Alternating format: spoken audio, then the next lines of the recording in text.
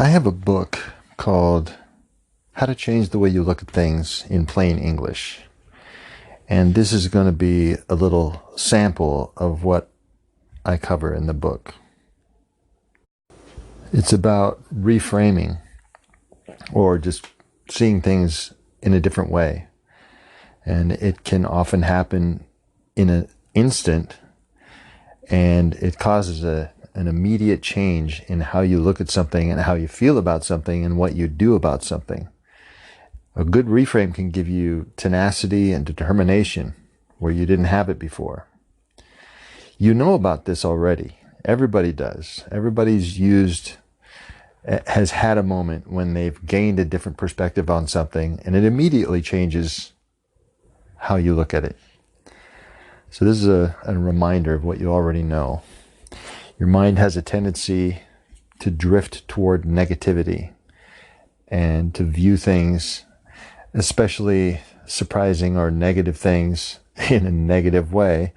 And then that's kind of the interpretation you stick with often. And it's maybe not the best or most effective way of looking at something, and often not the most accurate, but how you looked at it when you first saw it, and that's the way you see it. So the first step in changing your perspective on something is to recognize that it is an interpretation and not reality, because the way you see things obviously seems to you just like the way it is. So you first have to recognize, when you've made an interpretation, that it is an interpretation, that it's just one of many possible ways of looking at the same thing. And once you realize that, then you have a kind of flexibility about it, and then an openness to looking at it in a different way. Let me give you an example. Viktor Frankl, who wrote Man's Search for Meaning, a really good book if you haven't read it, he was a psychiatrist. He had clients. One time a man came in to see him whose wife had just died, and he was an older man, and he had been married a long time, and he was crushed. He was devastated. And Frankl said, if you had died and she had survived, how would she have taken it? And he said, oh, for her, this would have been horrible. This would have been terrible, devastating to her, just as much as it is to me, if not more. And he said, well, you, by surviving her, have spared her this terrible feeling. But you have to pay for that, doing that for her, by this suffering that you have right now. And the guy just instantly changed the way he felt about his own suffering. That his suffering was a sacrifice for his wife. Essentially, he's doing one last thing for his wife. And then he just shook Viktor Frankl's hand and calmly left. That's a good example of how getting a different perspective instantly changes how you look at something and how you feel about it. There's another good example from Stephen Covey in his book, 7 Habits of Highly Effective People. He was talking about how he was on a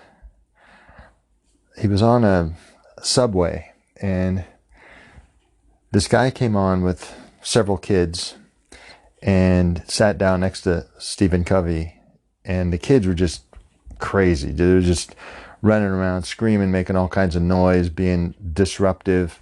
And Covey was irritated by this, annoyed by it. And finally, he said something to the man about it. It's like, can't you do something about these kids? And the guy said, I know, I probably should do that. We just came from the hospital where their mother died, and I don't really know how to deal with this. And there's another good example. Stephen Covey said, I instantly changed how I felt about the whole thing. My irritation was completely gone, and all I had was sympathy for this guy and these kids. Now, up until this point, these are perspectives that are being given to these people by someone else. But Frankl said he used this ability to change somebody's point of view in his therapy. He was a psychiatrist. He was a psychiatrist when he was captured by the Germans and thrown into a concentration camp. And he often reframed his experience of being in the camps by imagining that if he survived this camp, and once this war was over, he imagined lecturing to a group of other psychiatrists on the psychology of the concentration camp. And it really made him look at the circumstances he was in the concentration camp differently. It reframed what he was doing. And he got insights that he may not have gotten otherwise because he was looking at it that way. He was a psychiatrist. He was a psychiatrist as a prisoner in a concentration camp, looking at it for how he would lecture about this, what he's learning about this. And he did, in fact, learn a lot of really valuable stuff about human psychology by being in the concentration camps, including that a change in perspective can really make a difference to somebody. And imagining being a psychiatrist and lecturing after the war gave him a different perspective on where he was at the moment. There's another way, and he ended up using that in his therapy after he did in fact survive. And he said, in fact, that he probably survived because he had this goal and he had a reason to make it out of there. He was learning things that this is probably the only place you could learn what he was learning in the way that he was learning it, and that he wanted to share it with the world when he got out. So he had a really strong purpose, and that was one of the things that he learned while he was in the concentration camp, that having a strong purpose really helps people survive. It's psychologically healthy. And he would often, in his therapy with clients after the war, he would help them find a reason to keep trying, a reason to do whatever they wanted to do, a reason to keep living, keep striving, and keep working toward positive goals. Because he found out in the most desperate way you can what a difference that makes to the psychology of a human being. There's another very different, there's a lot of different ways to deal with getting a different perspective. And another very, very interesting and very different way of doing that is using neurolinguistic programming techniques. They have several. That neurolinguistic programming, or NLP, is a kind of system of psychology, I guess you would call it. But they have a really interesting way of changing perspectives. Let me give you an example. A friend of mine was sexually abused when he was young, and he had a hell of a time dealing with it throughout his life. And then as an older man, he went to therapy, and the therapy was just normal talk therapy. He went through it for about a year and just was exhausted. It was draining. It was hard and difficult and painful and didn't seem to be doing any good. And then he went to an NLP practitioner, and they did a thing with him. It's called a phobia cure, but it can be used for all kinds of things, including something like this. And it uses what's called a double dissociation, which is a way of changing the way you look at something.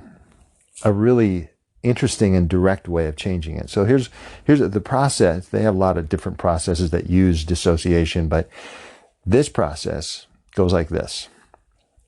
you imagine being in a theater. So he imagined himself being in the theater, sitting in the theater, looking up at the screen, and up on the screen is a scene of him being abused, right? And he's not sitting in the theater looking at this. He's up in the projector box, looking down at himself, sitting in the theater looking at the screen.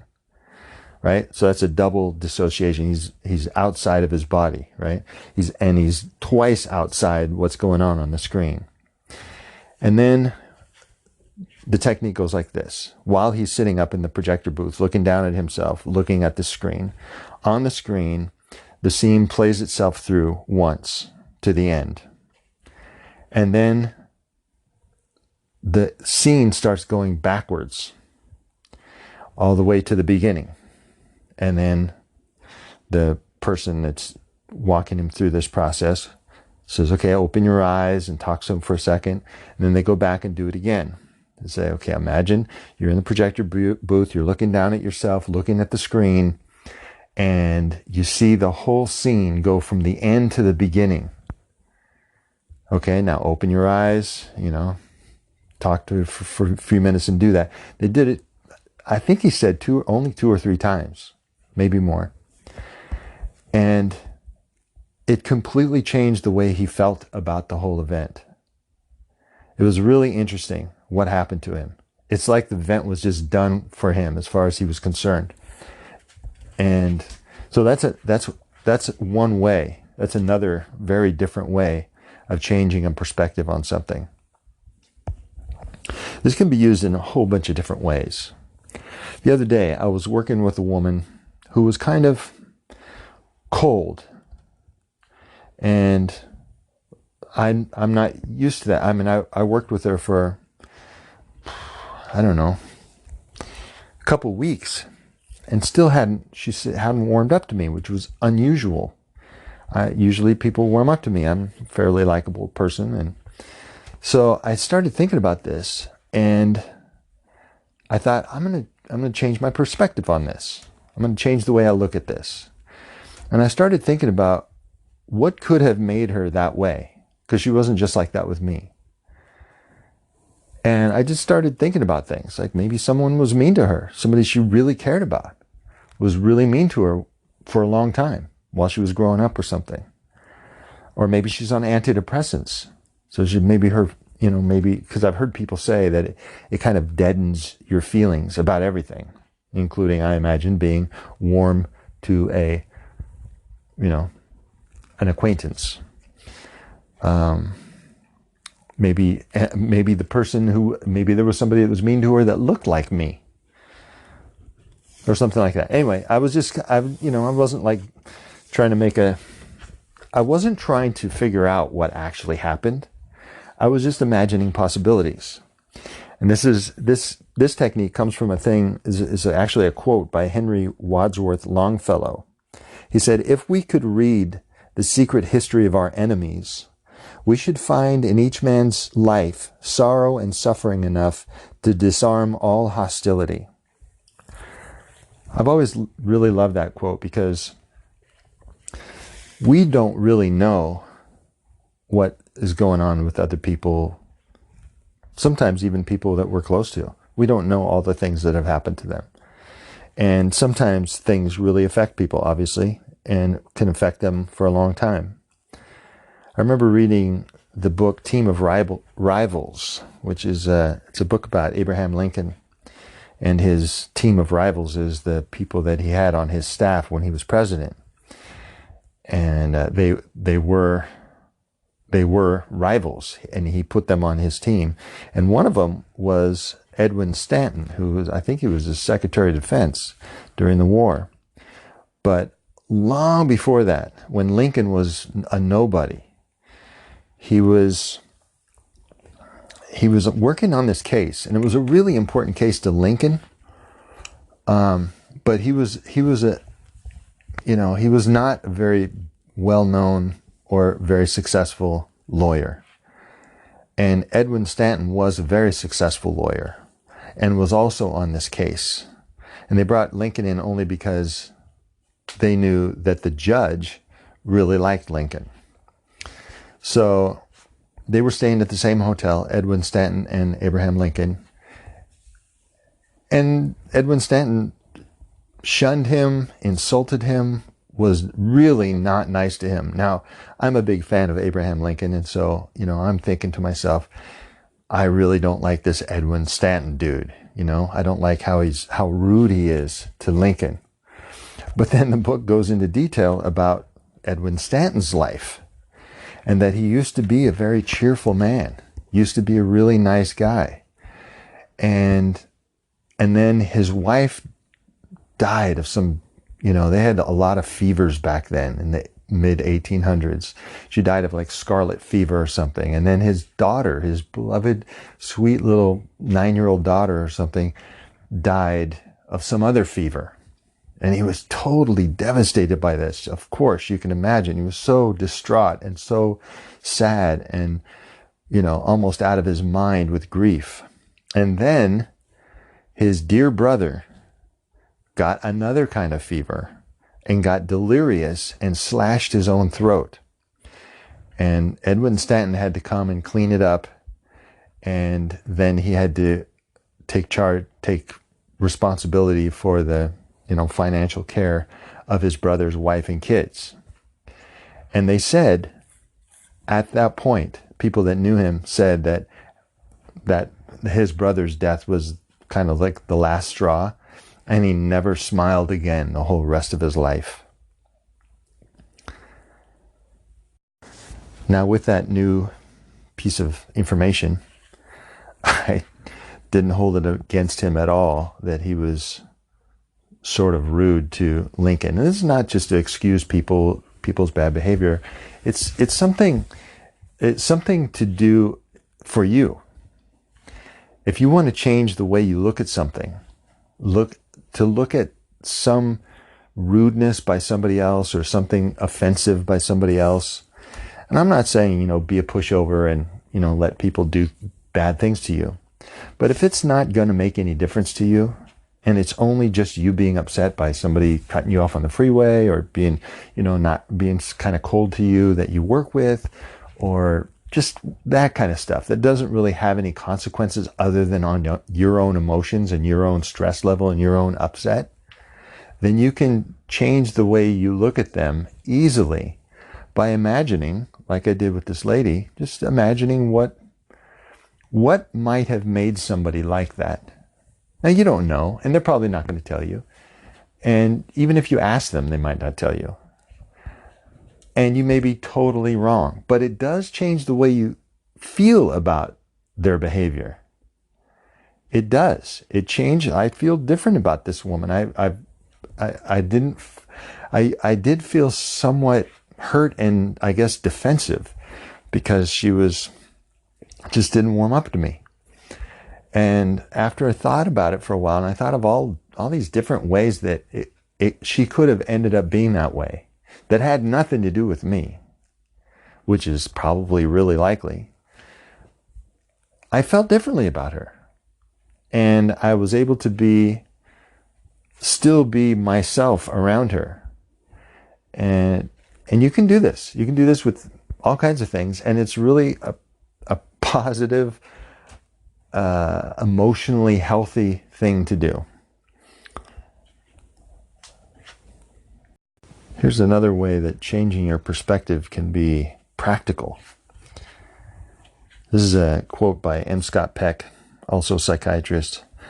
He said, "Wise people learn not to dread, but actually to welcome problems." You know why that's wise? Because you're going to have problems. Guaranteed. If you welcome them and embrace the challenge, you will be better at solving them. Of course. There's a really good book by Al Siebert. He basically studied survivors of POW camps, survival situations, shipwrecks, that kind of stuff. And then he was trying to find out, and studying these guys, trying to find out what kind of personality traits allow people to survive those kinds of events. And he came up with some pretty good stuff. But he said, I thought this was a good quote.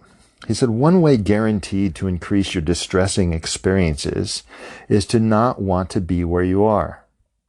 Your emotional distress decreases by deciding, like a flower seed, to bloom where you are planted. I like that. That's a practical,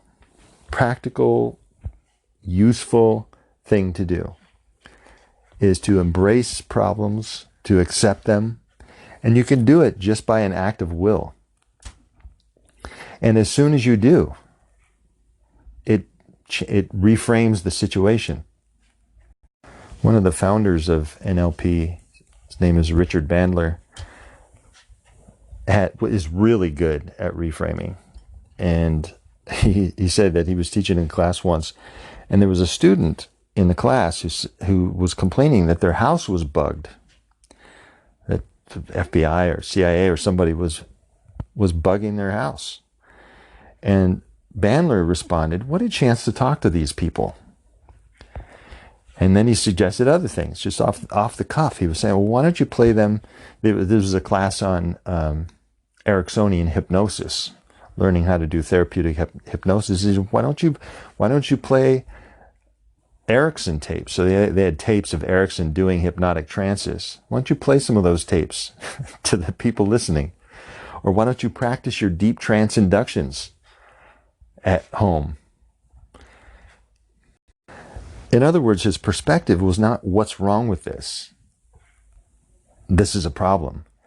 His immediate perspective was, how can I take advantage of it?